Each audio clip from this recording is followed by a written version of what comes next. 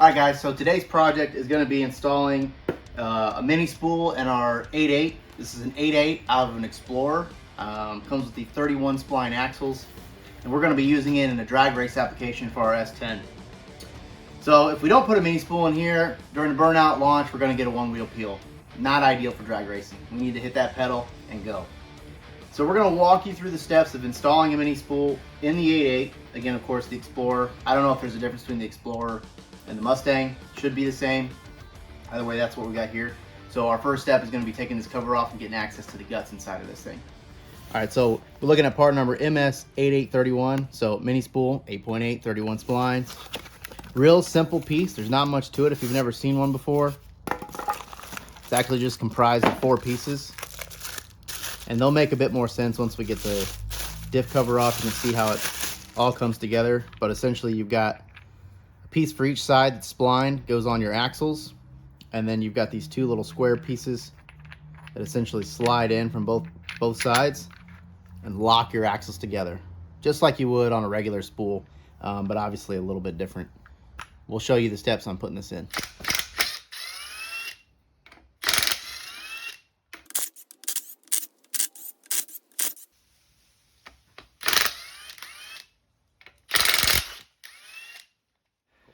$13mm, got the 10 bolts out, and now we're gonna pop the cover off. Let's see if we can get this. Yeah. Woo, buddy. So much for it being empty of fluid. All right, so the cover's off. You guys can see we've got the spider gears in there. There's obviously really dark fluid in here. Who knows the last time it was changed. The first thing we need to do is get this center pin out. So we'll rotate this around, and you'll see it's got a little bolt here that holds it in place. So we'll take this bolt out, and once that's out, we'll be able to slide this main pin out of our way. And once that's out of the way, it now unlocks. These are actually the axles you see on both sides. So when this is out of the way, you can push the axle inward. And if you look real close, there's a clip on each side of these. That's what's referred to as the C-clip. So you hear people talking about C-clip eliminators, etc. That's what they're referring to. So we'll get that out, and I'll show you how we get those clips out. Super easy.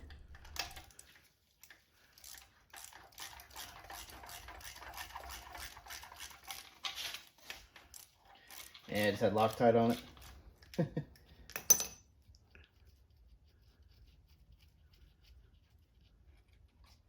Nope.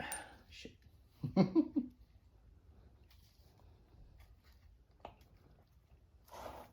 Wasn't trying to do that. Okay, there we go. There's our pin. All right. Now our spider gears will fall right out, I think. There's one, and there's the shim. There's a shim that sits on the back right here. We're going to hold on to that because we might need to use it later. Boom. Cool. All right.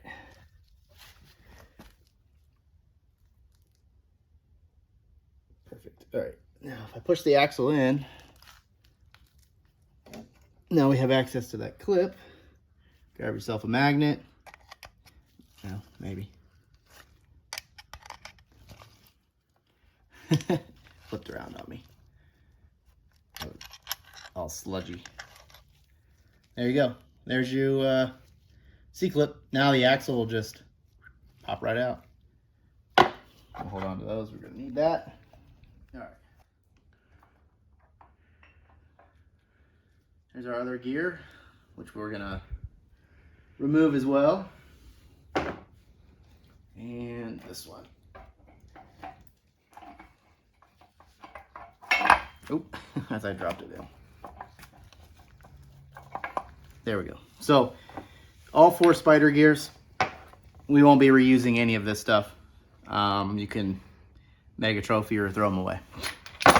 Now there's no C-clip on here. This axle will pull right out, just like that. Alright, slide that beefy axle out of there. Yeah, so I mean, you can see it's a sizable axle. 31 spline. I'm not joking around. One of the things I want to show you guys is, here's the mini spool piece. Sorry, let it focus. That we showed earlier in the video. And I wanted to check before if we could slide this on, because I know folks have had a problem with not having enough room to get the C-clip on. It's close, but it actually won't fit on. So some people have ground down the C-clip. I'm not really a big fan of that. I've seen other folks grind the axle down a little further. But the best solution I've seen is actually just to take a little grinding bit and open up the bottom of this, the chamfer on it, so that it actually slides further down and lets us put that C-clip on. Now the ironic thing is, I also checked the other axle and it goes down far enough. So it must just be something with the axles themselves just being kind of awkward and not quite the same. I mean, it's close. It's really close. But maybe if we really forced it, we could get that on there. But I think I'm just going to open it up a little bit and make our lives easy. So here's the piece. I need to clean it up. But yeah, all I did was take my angle grinder, not my angle grinder, but die grinder, and open up the splines just a little bit. And what that will do is let us drop that down further. Now we've got a better shot at it. It might be difficult to do with one hand, but yeah, I don't have it on all the way, but it'll go. So now we've got our C-clip sitting down. So if you run into this problem with your mini spool, I suggest just opening that up. Like I said, I saw another person cut splines deeper, but the problem is if you break this axle somewhere, you can't replace it. I mean, unless you carry around a grinder with you all the time. So if you fix the mini spool, then it doesn't really matter on the axle. Now the other one did fit fine with no grinding. I might open it a little bit just so we're safe. But if you run into that, that's what we're gonna do. So now we need to put, Todd ran out to grab seals, so we're gonna put new seals in it. And then I'll show you how we put this all back together. And hopefully it makes sense. It's pretty easy. There's not a lot to it. Again, it's these two pieces go on the axle. Let me grab the little block. So this little block, you know, imagine there's the other one sitting here. This little block goes in on the side, captures it right there, and then we've got our big pin that goes through and holds it all together. So essentially, almost, you know, like having one connected axle is what this does. So we'll start on the next step, get those seals in and put the axles in. All right, so we got the backing plates, axles out like we were showing. We're gonna go ahead and replace the seals while we have this all apart. Just makes sense.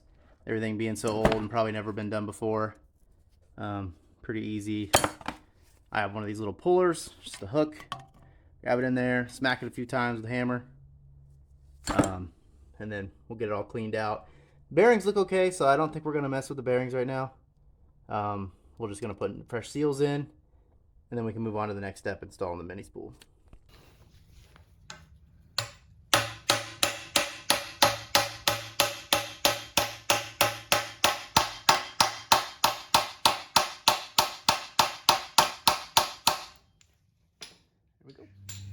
Alright, now's the time to install our mini spool. I've got our splined piece for the passenger side. A couple things. One tip, of course, is chamfer this open more if you can't get the C-clip like I already showed you. The other thing that you might run into is the caliper bracket. We went ahead and took that loose. Make sure it's still on here, because once this axle's in, you're not going to be able to get this bracket on. But you can slide it out of the way and it lets you push the axle in a bit further. So go ahead and slide the mini spool piece in, push your axle in and get your splines lined up. And then you should be able to get that axle just a little bit further in. Pop that down, and now you can get your C-clip in place where you need it. So see, that just drops right in real nice for you like that. And then all you do is pull that axle back and lock that C-clip in place. It actually falls down in that groove. So let me show you on the other side. you see this groove here? That C-clip falls in there.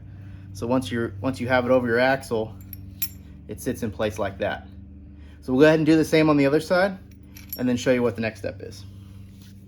Okay, so we've got both of our spline pieces in on the mini spool. The next is to set in our blocks.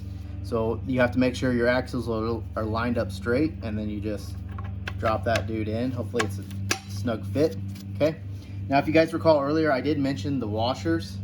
We're gonna try one first and see how it feels, and then see if there's enough room for two, but we'll have to check it first. So take your axle, rotate the whole thing around until you have access to the next set of blocks. Grab that one, rotate that a little more, drop her on in there. It's a snug fit, so we'll try to see if we can get a little more.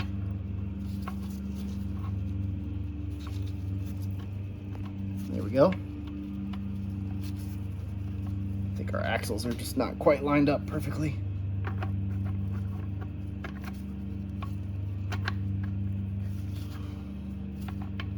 There we go. Nice. All right, and then we're gonna set one shim on this block as we rotate it back around. Hopefully our other block is still in all the way. There we go. Okay, and that feels pretty good. Bit of slop in the, oh, you know, we're not lined up, so hold on. Okay, so that shim has really locked that one in. A little bit of room. This one has a bit more. We might be able to get that in. Let's try, let's see.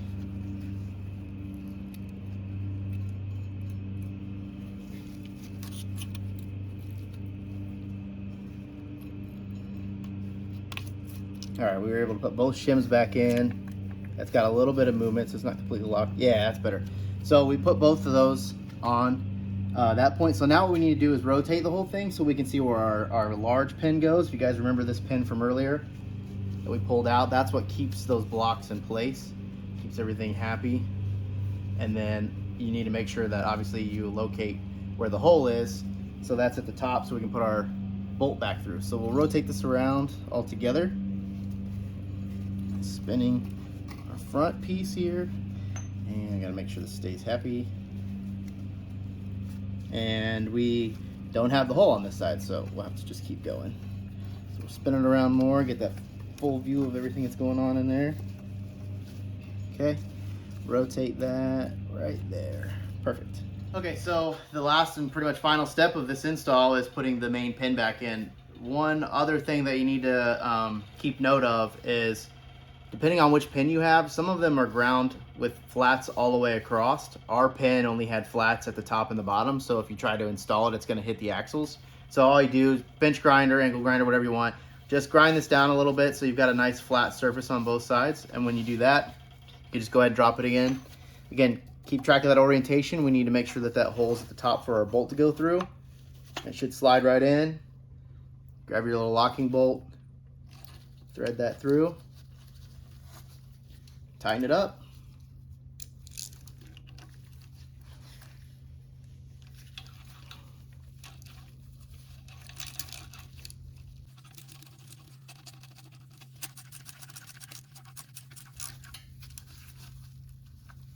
Make sure you tighten that to spec. When I turn either axle, it's turning both sides. I can't remember if I showed before, but when we would turn one axle, it would turn the other side. So again, you can take a quick look and really see what's going on here. We've got both axles held together with these outers, C-clip, and then our blocks on the outside into the carrier with our big pin in there. So whether we turn it here, we turn it here, or the front, everything is working out. So guys, let's just recap on the mini spool. No more one wheel peel, and it's cheap. Those mini spools are, you know, 80 to 100 bucks depending on which one you buy. Three things I want to tell you about to make sure you don't forget when you go to do this. One, double check your C-clips on the axles. You may have to chamfer it a little bit. Do that. Two, when you go to put everything together, these brackets specifically on the Explorer might get in your way, so make sure they're hanging down so you can get your axle all the way in, get your C-clip in. And then three, what I just showed you with that main pin, you may have to clean up the sides. Otherwise, it's a pretty easy install. There's really not a lot to it. and the dollar per gain, I guess, is a great option when doing something like this. So hopefully that helps anybody trying to do this. If you have any questions, be sure to leave them down below, and thanks for watching.